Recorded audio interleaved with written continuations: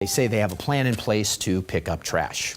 Well, second graders are trying to save the African Meeting House in Boston from federal budget cuts. The nation's oldest black church building, still standing, is run by the Museum of African American History.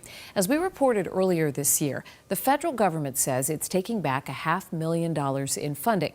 The White House says the grant that it had awarded no longer aligns with the administration's priorities.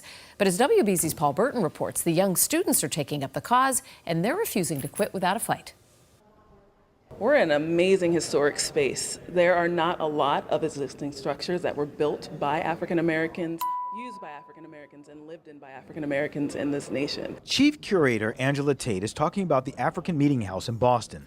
Built in 1806, it's the oldest black church in America, and its halls tell the stories of great leaders who spoke here, like Frederick Douglass. Our museum was part of the sweep of organizations and institutions said to be un-American, and that our narratives around African American history were not patriotic. WBZ reported on this story back in April when the museum received notice that their $500,000 federal grant from the Institute of Museum and Library Services was in jeopardy.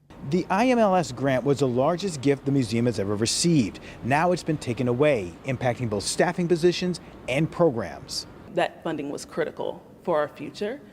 We will make it through, but we also are very, very dependent upon the support of the community. And that support has arrived in a very unusual way. And the Advent Meeting House needs your help. The Advent School on Beacon Hill second grade class has been studying changemakers and social movements. They recently took a field trip to the African Meeting House. When they heard about the cuts in federal funding, they rallied together to help raise awareness. They wrote letters to their community and even advocated at the State House to help raise funds. We need to keep this museum as supported as possible so other kids can learn too this incredibly important history. For 8-year-old Anna Lou, it was important for her and her classmates to take action. All those amazing change makers that were there and supportive of the Abolitionist Movement, it just shows how much work they did. The museum says they've already raised more than $100,000 in donations from the community.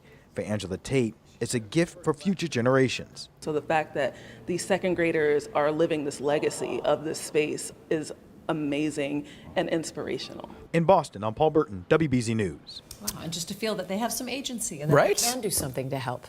Well, Mass Maritime seniors keeping a time on